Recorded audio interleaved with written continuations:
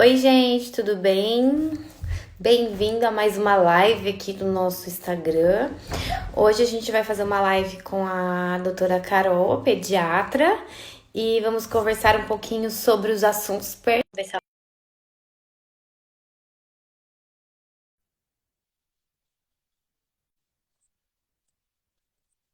escutando. Tá me escutando, Carol? Oiê, tô sim, tudo bem? Tudo bem, e você? Também, tudo jóia. Tá aqui, enfim, uma live nossa pra gente conversar sobre um Pois é, assunto gostoso, né? Que une nossos babies. maravilhoso. E principalmente as duas áreas que são super complementares. Super fundamental, né, na vida do bebê desde antes do nascimento. Carol, então, aproveitando nisso, a gente pode conversar um pouquinho sobre a amamentação, né? O que você acha? Podemos. Bom, eu vou me apresentar. Micaela, foi um prazer estar aqui com você hoje. Sei que Prazer é também já meu. está um tempo, uma profissional incrível, viu? Parabéns pelo seu trabalho. Obrigada. Então, para quem não me conhece, meu nome é Ana Carolina, pode me chamar de Carol, eu sou daqui de Ribeirão Preto, estado de São Paulo. Eu sou pediatra e sou neonatologista pela USP aqui da cidade. A amamentação é um tema incrível, a gente poderia ter mil lives, assim, né? Eu acho que Seria. esse tema, né, é tão importante e muitas vezes a gente tem uma falsa sensação, eu pelo menos tenho, uma história de que as pessoas acham que tudo é muito fácil. Eles tendem a romantizar muito a amamentação. E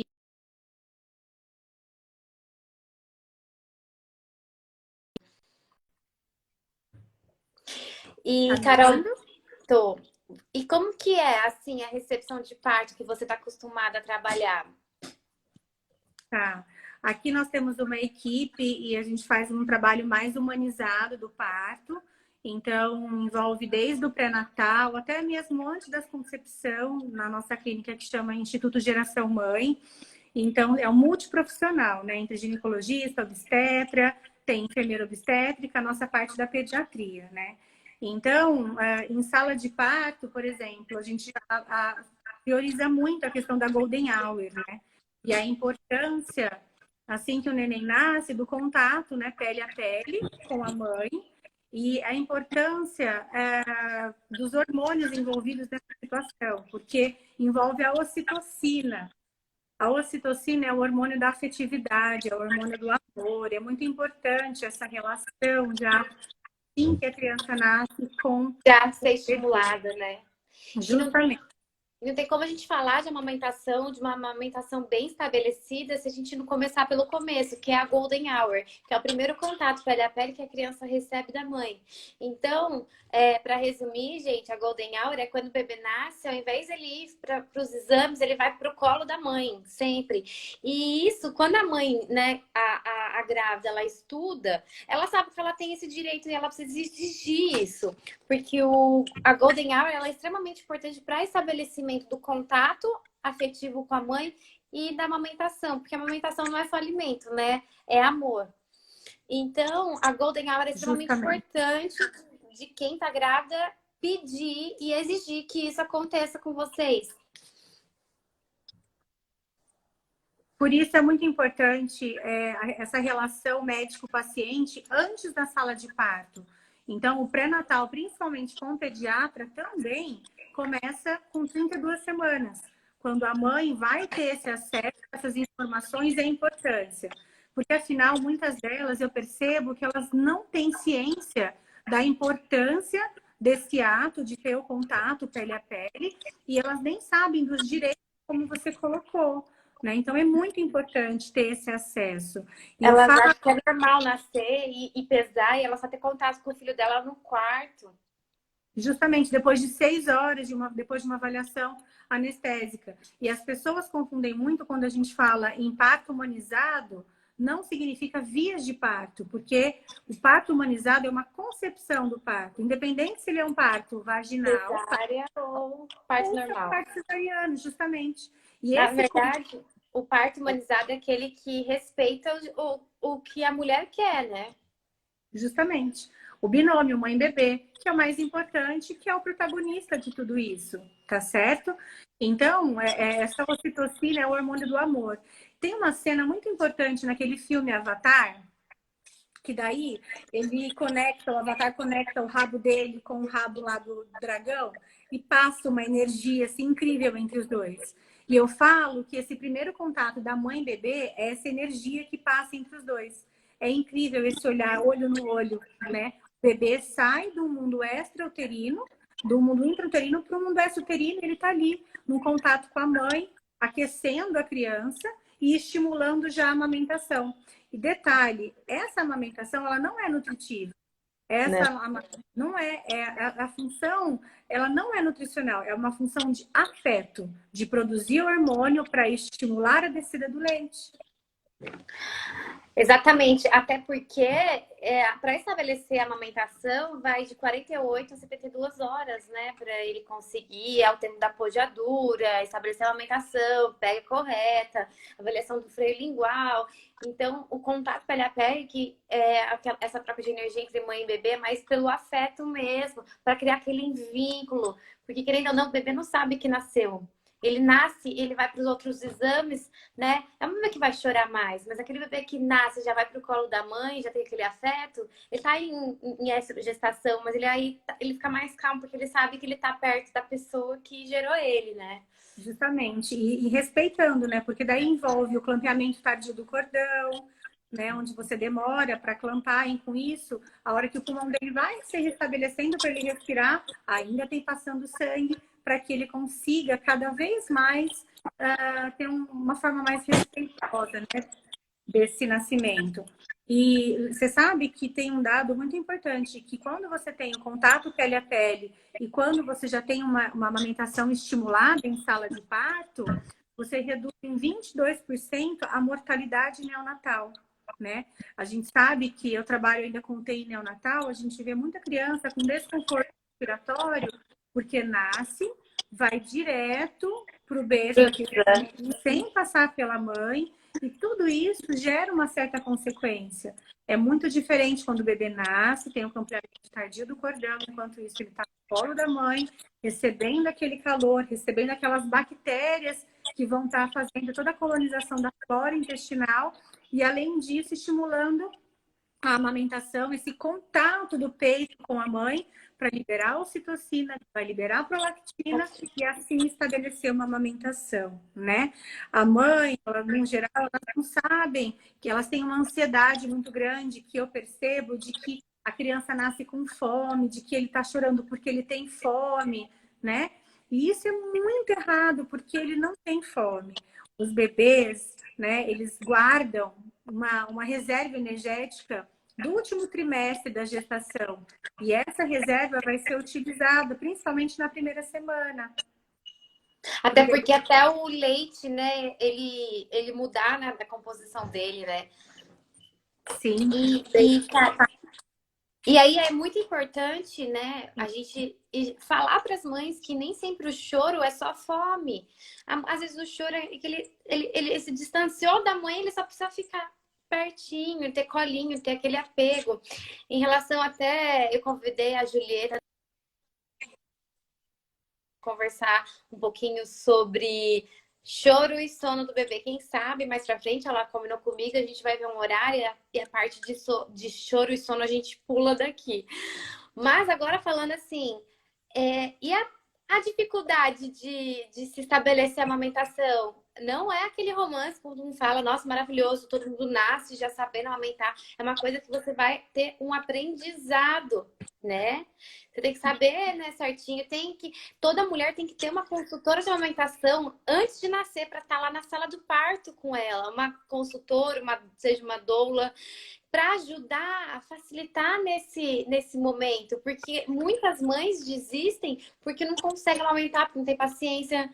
E a gente sabe que para uma amamentação de sucesso, não é você saber amamentar o poder, porque muitos problemas a gente consegue driblar, mas o maior sucesso da amamentação é a informação, quando a gente estuda, quando a gente vai atrás dos nossos direitos, quando a gente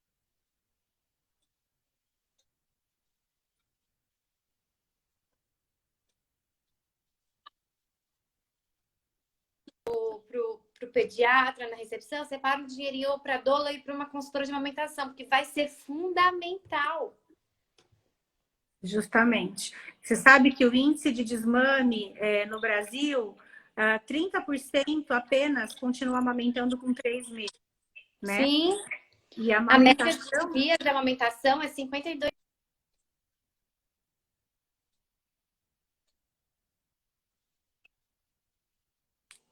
Justamente. A amamentação é um índice de saúde, sabia? Em relação aos meses. É um potencial futuro da população. Tem uma pesquisa na Lancet, que é uma revista, uns artigos bem confiáveis, né, da área da saúde, onde eles falam que a amamentação aumenta o QI, aumenta o poder aquisitivo, comparado com um grupo que não recebeu leite materno.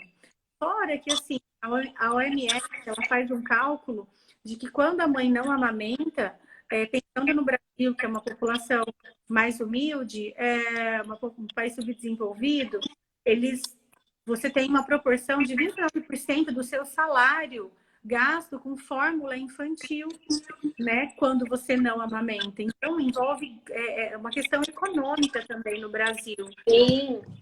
Eu estava até conversando com uma autoridade daqui da minha cidade, de vice-prefeito, quanto importante a gente poder colocar o selo de hospital amigo da criança na maternidade aqui, mas tem que ser uma maternidade voltada para o SUS, e o quanto eles investissem numa consultora de amamentação, eles iam economizar muito em fórmulas que a prefeitura distribui. Então, querendo ou não, é um caso que tem que se pensar, porque o leite materno tem tudo que a criança precisa. A fórmula tenta imitar o leite materno e não chega aos pés, né?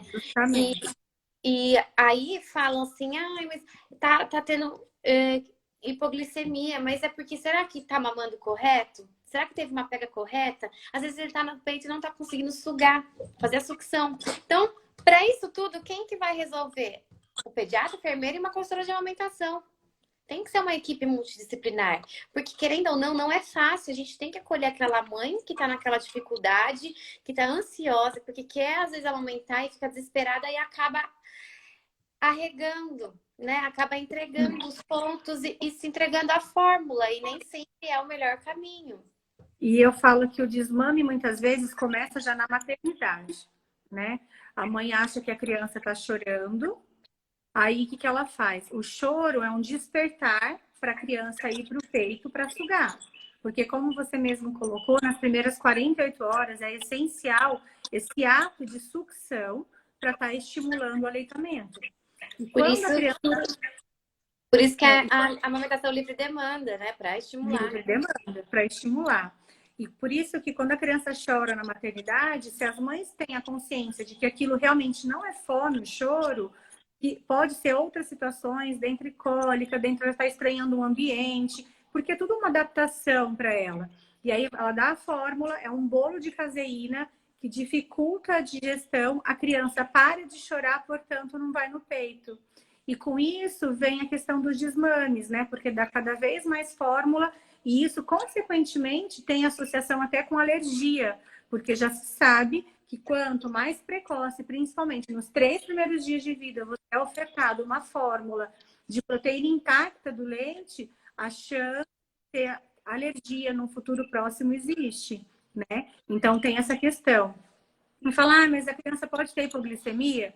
Poxa, se ela não é uma criança de risco, se a mãe não é diabética, se o bebê não é muito pequenininho, não é muito grandão, a chance de risco é muito baixa de hipoglicemia, porque o bebê ele vai perder os 10% do peso, que além de ser água, é aquela gordura armazenada do último trimestre. Então a natureza é muito sábia, o bebê está preparado para essa perda. Quando a mãe tem a consciência de que não é fome, esse choro, tudo fica mais fácil, né? E, e elas têm, como você falou, uma concepção mágica, né? Porque, assim, o que ela vê na propaganda lá da Globo? Ela vê a Juliana Paz,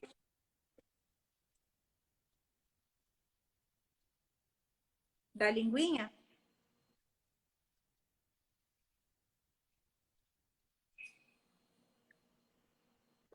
É o teste da linguinha?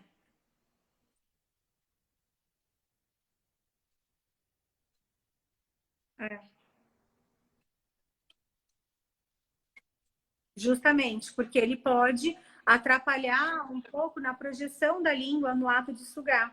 Se ele tiver aquele freio anteriorizado, um pouco mais posterior, ele prende a língua para conseguir fazer o ato, o movimento da língua de sucção, né? Então, isso também atrapalha bastante. Você costuma fazer bastante franelectomia?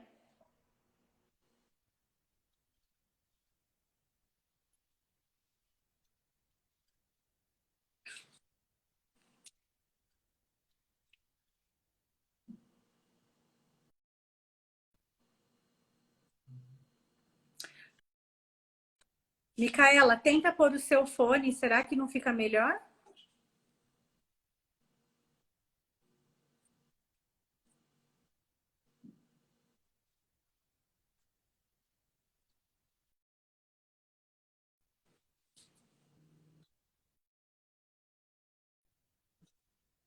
Voltou.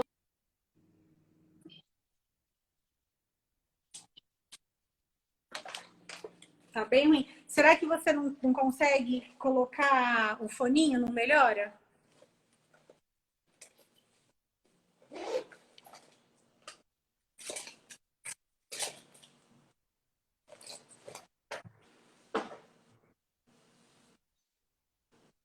Tá me ouvindo?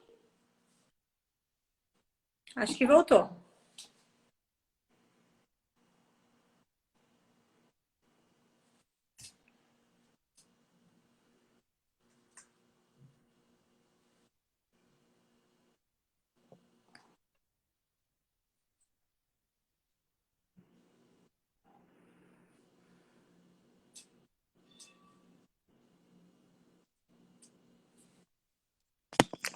Foi, eu acho.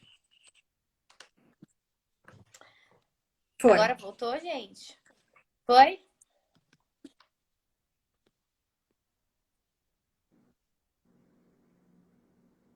Para mim voltou. Para mim também. Está me escutando ao mesmo tempo? Sim. Tá? Joia. Gente, então, questão do teste da linguinha. É importante nós, odontopediatras, fazer juntamente até com a fono, mas eu faço muito a frenectomia e eu percebo que a mãe chega no consultório, né? O que que acarreta? Como muda a posição da língua, a criança tem uma pega incorreta e acaba, às vezes, até mordendo o bico do peito da mãe. Então, a gente faz o teste da linguinha, percebe que tem uma deficiência do movimento da língua e a gente já faz a frenectomia no meu consultório mesmo e já põe para mamar. E depois de uma semana eu peço um retorno e eu vejo como a mãe vem feliz da vida, melhorou a dor, às vezes pode até causar fissura por conta da pega incorreta. Melhora tudo, gente, melhora tudo, até pra mãe, porque a amamentação não pode ser dolorosa. A gente tem que ajustar. Se tá doendo, alguma coisa está acontecendo errado. Então, por isso que é importante ter a informação correta e conseguir um profissional, né, uma consultora de amamentação que auxilie nesse processo. E um pediatra também que faça esse diagnóstico, às vezes, até em sala de parto, né? Porque é tão simples. É só observar e ele virou lei, na verdade, né? O teste da língua. Então, Sim, né, lei, a gente tem, faz parte uma das triagens neonatais, você vê se está presente ou não, e achar uma resolutividade rápida para a situação. infelizmente isso é pouco divulgado, é pouco feito, então precisa desse trabalho dos hospitais amigos da amamentação em si, para poder controlar a amamentação, fazer a golden hour, avaliar a língua, só dar alta para mãe e bebê quando a amamentação está estabelecida, né? As altas precoces, elas favorecem bastante também, e é uma falta de informação, né? O pai pode ajudar muito a mãe nessa questão de apoio mesmo, né? E não deixa mais de ser um binômio mãe e bebê, eu falo assim, um trinômio, né? Não, O pai participa, porque às vezes a gente pergunta, ai, quem que vai te ajudar aí em casa? Aí você fala, ai, o pai, o meu marido. Aí você fala, e mais alguém? Então, esse preconceito, né, do que o pai tem cada vez mais a necessidade de estar presente nessa rotina é muito importante. porque o pai não ajuda, o pai está exercendo a paternidade, né? Justamente, ele não tem que ajudar nada, ele faz tanto quanto, não é mesmo? Seu pai é pai. É, pai. E aí, gente, às vezes, né, quando o bebê nasce precoce, é importante no hospital, para estimular a amamentação, ao invés de tacar o leite materno que a mãe extrai na mamadeira, colocar nos copinhos. Tem bebês que são estimulados dessa forma, né, Carol? Quando tem que ficar em UTI, incubadora, as enfermeiras já fazem dessa forma. Então, Justamente. vocês têm que falar, não quero mamadeira para o meu filho, não quero chupeta para o meu filho.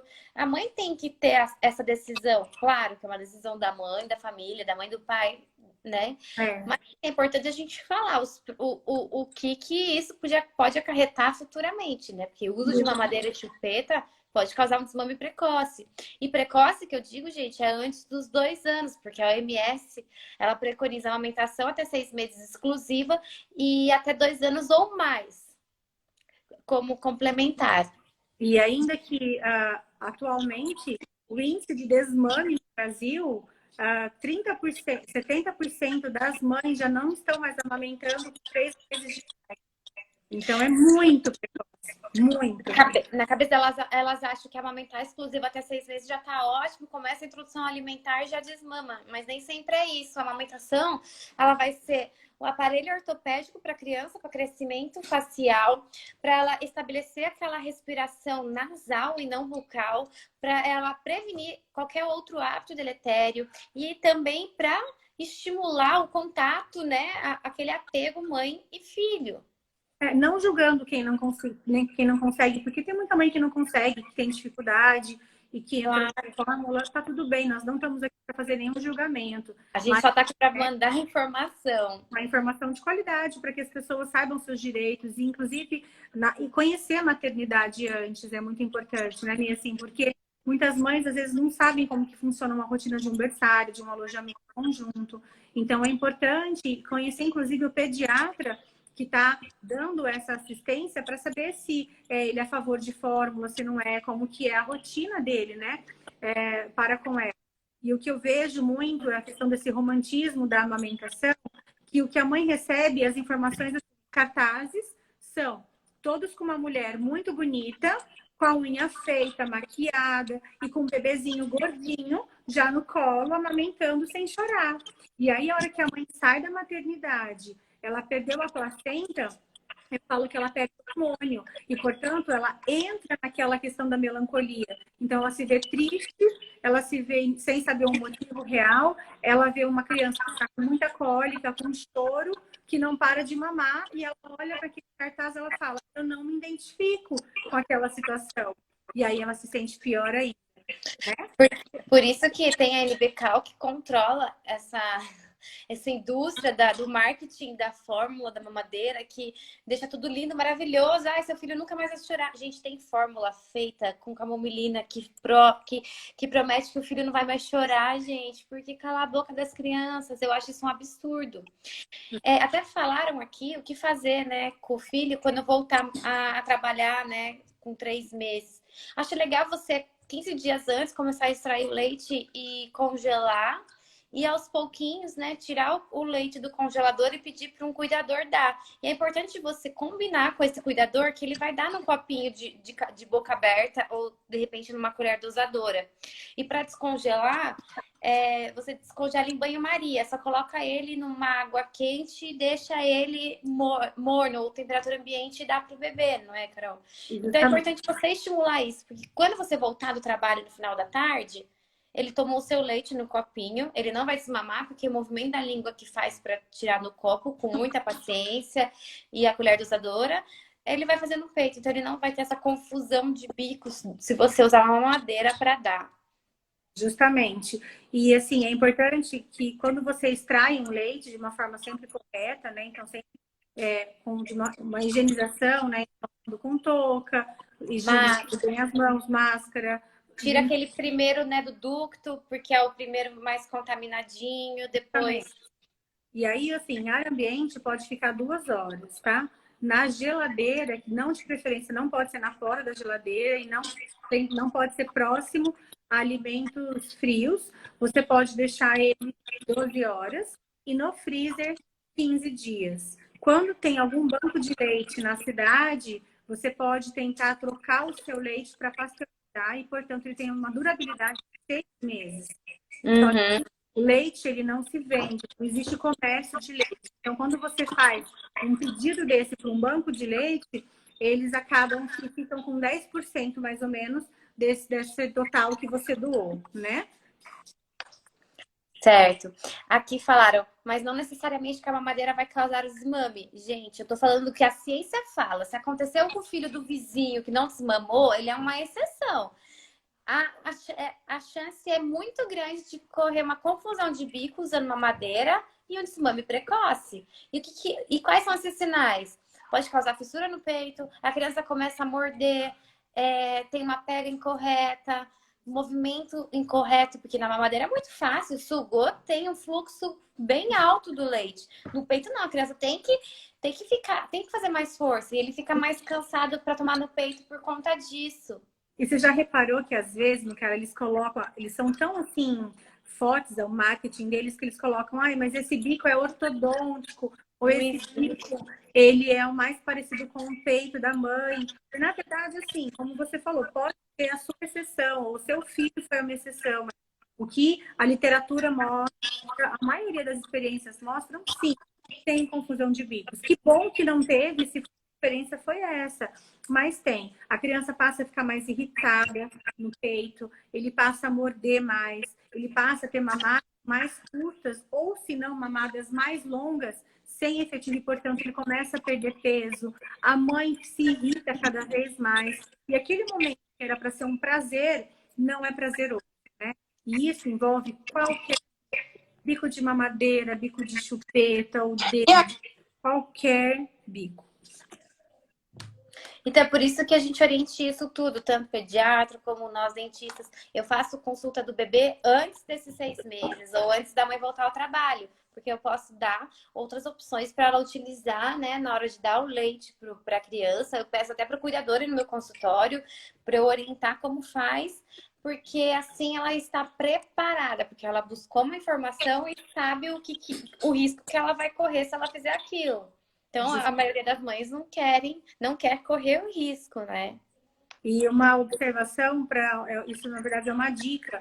Jamais coloquem aquela concha no peito. Eu vejo muitas maternidades, a maioria das mães, eles gastam dinheiro desnecessário no enxoval e um deles é essa concha.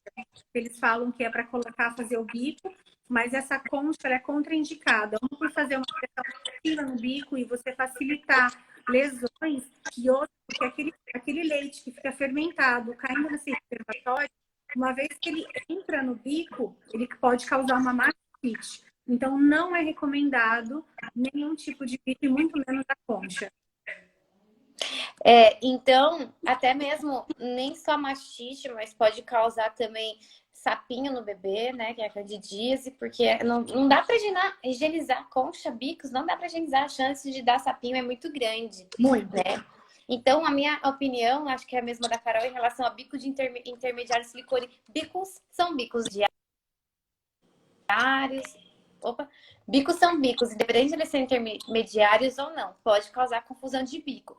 E você dá no copinho, gente, você estimula até o desenvolvimento da criança. Ele chega depois, perto de 1 ano, ele consegue ter a autonomia para pegar naquele copo muito mais que uma criança que toma na mamadeira. E sem contar que a amamentação, a mãe tá olhando pro bebê em contato, pele a pele, barriga com barriga o tempo todo. Agora, dá mamadeira pro filho. Você perde esse vínculo que é prazeroso entre mãe e filho, que na verdade que é importante, né? Justamente. E sabia que até uma questão de... Você sabia que uma criança que usa lata, ela vai ter mais ou menos 116 latas no ano, gastando esse tipo de lata. E aí uma lata tem 25 gramas. Tudo isso vai dar 3 quilos de lixo. Para ser decomposto, esse lixo vai de 80 a 100 anos. Sim. Então, além de tudo isso, tem essa... Temos que pensar no meio ambiente. Sim. Com certeza. E aí, quando chega perto dos 6 meses, né, começa a introdução alimentar. E legal é uma hora que você não vai desmamar, porque você não vai ter que dar a comida para o filho se alimentar. Na verdade, você vai apresentar o alimento para a criança. Até os 9 meses, aquilo não é aquilo que vai alimentar completamente, né? Aquilo lá, ele vai conhecer, vai explorar o sabor, textura, cheiro, tudo. Então, as mães têm aquele desespero. 6 meses já querem começar a introdução alimentar e aquele estresse. Faz papinha, o bebê chora, não quer porque é uma coisa nova, enfia a goela abaixo. A mãe fica desesperada porque não tá comendo. Mas, gente, calma. Se ele tiver fome, ele vai mamar. É por isso que o peito vai ser complementar. Na verdade, a introdução alimentar não é nem para alimentar e saciar o bebê, para ele conhecer, né, Carol? Eu falo que a introdução da alimentar ela tem que ser muito respeitosa, né? E eu falo que o bebê ele já conhece a saciedade desde a hora que está mamando. Porque quando ele não quer mais mamar, pensando não na sucção não nutritiva, mas na sucção nutritiva, quando ele não quer mais alimento, ele está com saciedade, ele já para. Então, ele já tem essa saciedade desde sempre. E na introdução alimentar, uma vez que a criança já começa a dar os sinais de prontidão, que mais ou menos é a partir de 6 meses, onde ele começa a sentar, sim, ele já começa a levar os objetos na boca, sinal de estar. É muito importante ser de uma forma respeitosa, independente da forma como o seu pediatra vai te orientar. Eu, particularmente, gosto muito da introdução alimentar mista, onde a gente garante uma oferta nutritiva, tentando fornecer alimento e, ao mesmo tempo, garante um apoio motor e sensitivo da criança conseguir levar o alimento até a boca e estar ali brincando ou conhecendo textura, sabor, cheiro. É muito importante, né? E a expectativa dos pais nesse momento, ela é muito maior do que a real necessidade da alimentação, porque o leite materno, enfim, ou quando está em forma, é o mais importante até 1 ano de idade. E a alimentação, portanto, ela é complementar. Depois de 1 ano de idade, o leite passa a ser complementar e a alimentação principal. Então, eu falo para as calma, paciência, saiba entender aquele momento. Não é esse alimento que vai sentir uma oferta nutritiva para o seu bebê. O seu bebê precisa do leite. E eu peço para nunca anteciparem essa alimentação. Porque a primeira coisa, se você antecipa, você reduz o tempo do bebê do peito. Portanto, você reduz a parte imunológica do bebê, né? Porque ele recebe, eu falo que o peito é uma vacina para o bebê, ele recebe imunoglobulinas de proteção o tempo inteiro. E se você começa, né, uma introdução alimentar precoce, você tem a chance da criança reduzir a sua imunidade. Então, não existe essa necessidade. Então, na verdade, a introdução alimentar é a partir dos 6 meses, mais os sinais de prontidão. Nem só 6 meses. De repente, a criança não tem sinais de prontidão ainda, o pediatra tem que esperar e analisar mais uma vez. Não é 4 meses, não, gente, é 6 meses. E até 1 ano, ofertar somente água como líquido. Até 6 meses, só o leite materno. Após os 6, é só água. Sucos e chá só depois de 1 ano. Não é? Tem muita mãe que oferece suco com 6 meses já. E é né? que isso é muito do passado, né? Graças a Deus, assim, a nutrologia evolui, tem cada vez mais avanço nesse sentido da parte alimentar, e a gente vê que o uso de suco não se utiliza mais, né? Muita frutose, a chance de desenvolver lá na frente, aí um diabetes é muito mais precoce. Então, a gente pede para a criança comer a própria fruta, que vai ter a fibra, que inclusive vai garantir melhor essa parte nutricional para o bebê. Com certeza, vitaminas e nutrientes, né? E aqui até falar assim, o prejuízo da mamadeira Medela são tão ruins como qualquer outra, porque a propaganda fala que é menos prejudicial. Gente, a mamadeira, para vender uma mamadeira, ela vai usar do recurso de que a dela é a menos prejudicial de todas. Na verdade, não existe menos e mais, todas são. Desde que seja bico, né? E uma ideia para você começar a ofertar água para o seu filho a partir dos 6 meses, quando você começa a introdução alimentar, é usando aqueles copos 360, que ele vai conseguir até pegar, abocanhar e tomar. E eu tenho um vídeo no YouTube, no canal do YouTube, que fala sobre as marcas e como que você vai fazer o teste. Não fui patrocinada por nenhuma marca, já tô avisando, mas é interessante você fazer o teste para ver se a água tá saindo bem constantemente. Porque se o bebê tiver que fazer uma força de sucção no copo 360, já pode causar também uma confusão de bico e desmame precoce. Começa a morder o peito da mãe, daí a mãe desiste de amamentar porque não sabe o que é. Então, por isso que é sempre bom procurar, né, um especialista na área. Olha, aconteceu isso, é normal, não é? E para ir ajustando. Justamente. Existe uma regra, né?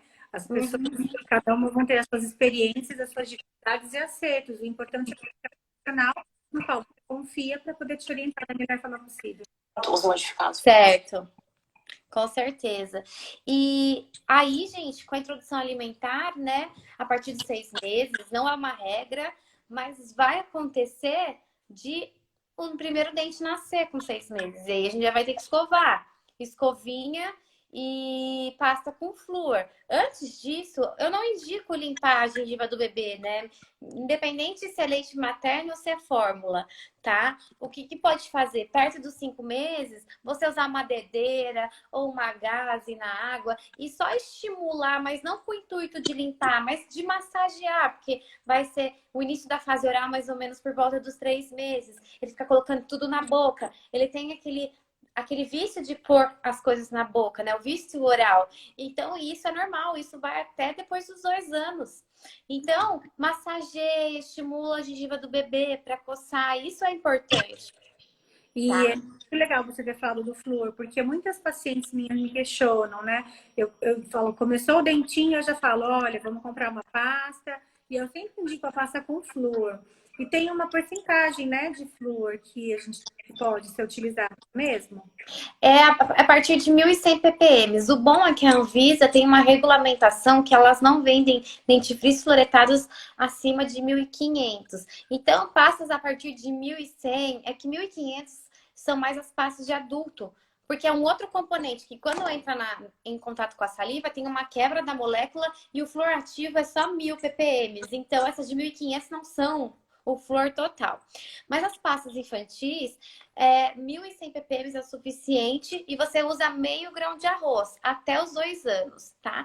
Para estimular, para fazer um reservatório de fluoreto, porque por mais que a criança não coma açúcar, às vezes a mãe não sabe o que vão dar. De repente dão danoninha, a mãe não sabe. Dão bolacha maisena, a mãe não sabe. Isso tudo a gente sabe que tem açúcar. Pão tem açúcar, molho vermelho vai açúcar. Gente, tudo vai açúcar. E também a criança vai comer muita fruta. A frutose já é também um risco de ter uma queda de pH.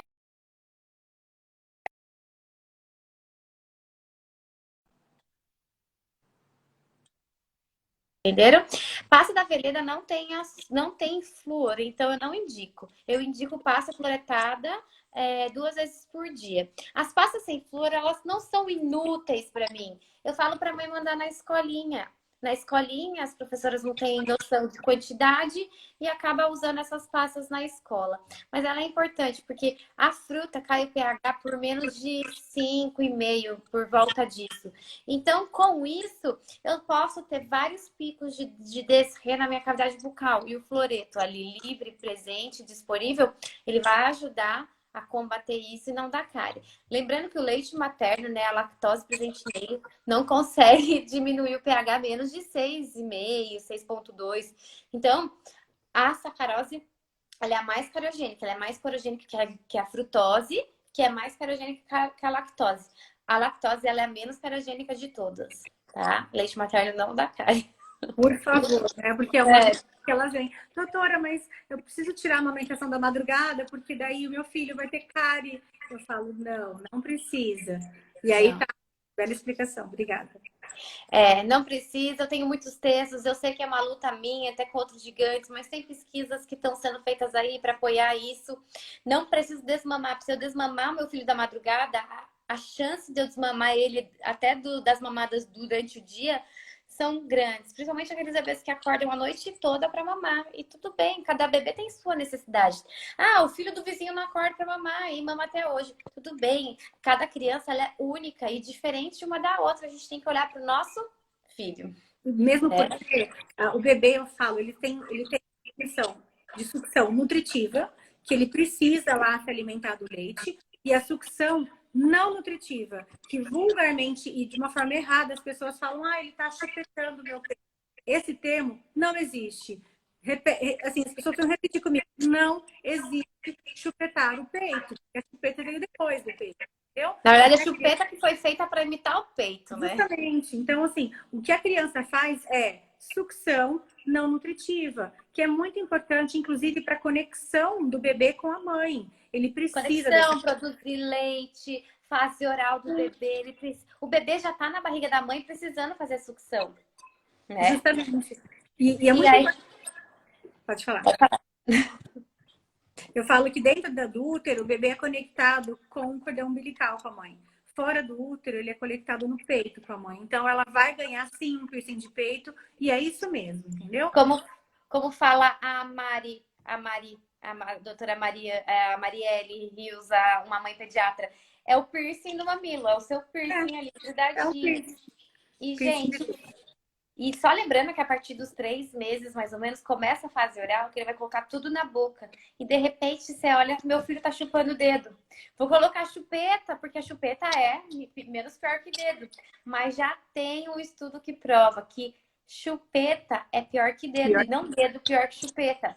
Só que se você tá amamentando e você vai amamentar quando seu filho quiser, aquela amamentação em livre demanda, aos poucos ele vai largar o peito, porque ele vai aos poucos ele vai largar o dedo, porque ele vai se satisfazer no peito. O problema é se você desmama precoce, aquele dedo ele é estabelecido como um hábito. Então, se seu bebê chupa dedo e você amamenta, não fique preocupada. Mantenha a amamentação quando e a hora que ele quiser, que uma hora o dedo ele já vai largar. O problema é se você interromper essa amamentação, esse vício oral vai ser estabelecido.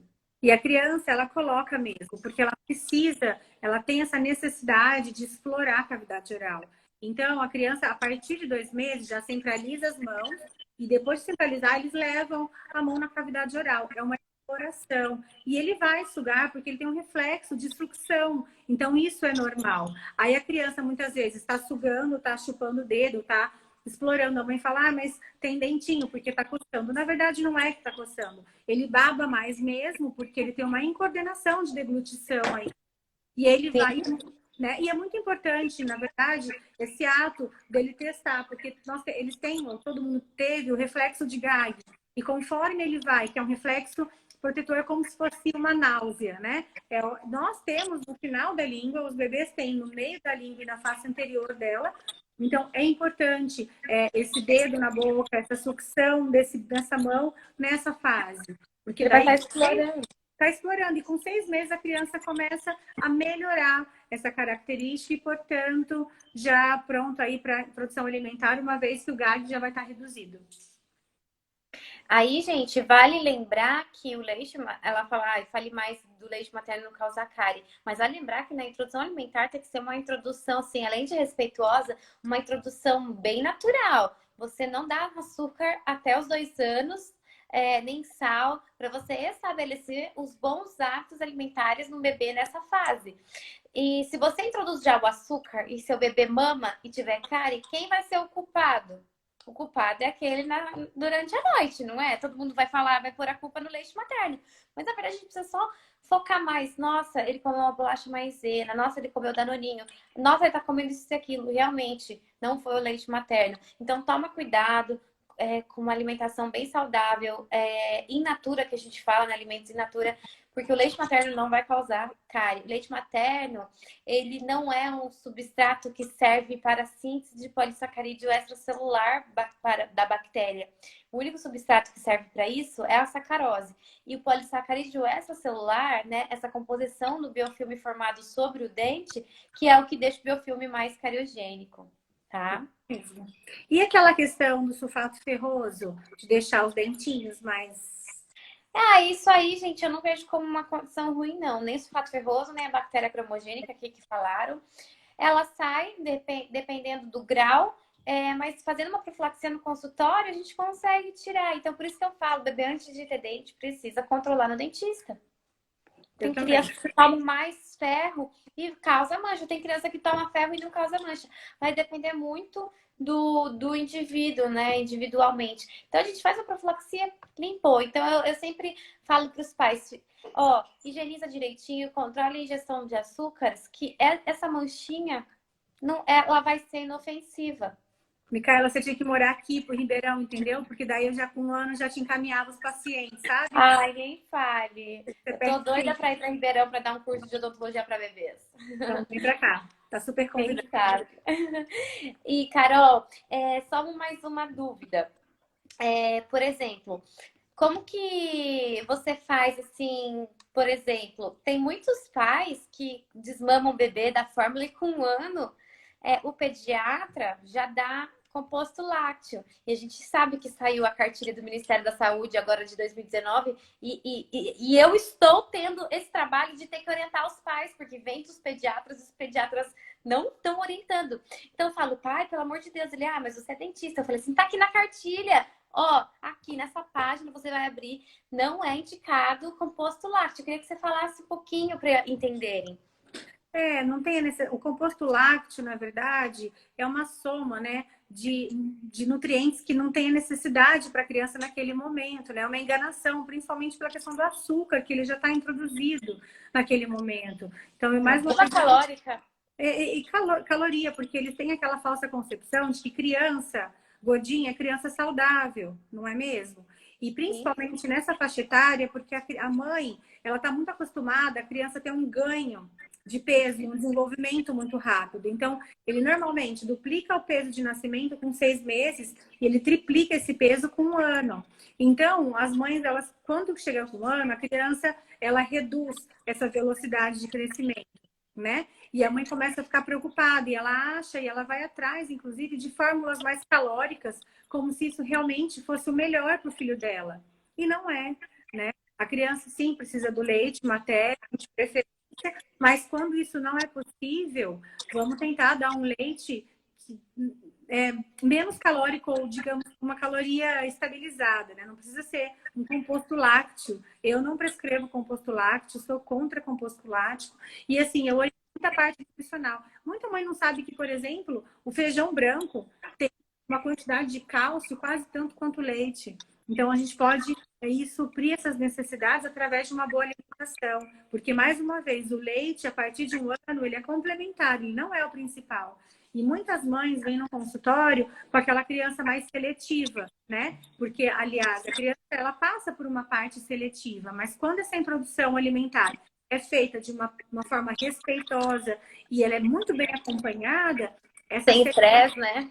Sem estresse, essa seletividade ela é normal, porque a criança ela tem o direito de realmente não gostar de alguma coisa. Agora, a criança que não gosta de nada, ou a criança que ela chega com 1 ano, ela começa a andar. Se a mãe não começa a ter a rotina e o hábito de sentar na mesa, televisão desligada, ela é aquela criança que sai da mesa, fica com o pratinho atrás da criança, ela não vai comer. Ou se não, ela não come, a mãe vai lá e dá mamadeira. Aí são erros alimentares que vão acontecendo e gerando uma anemia na criança.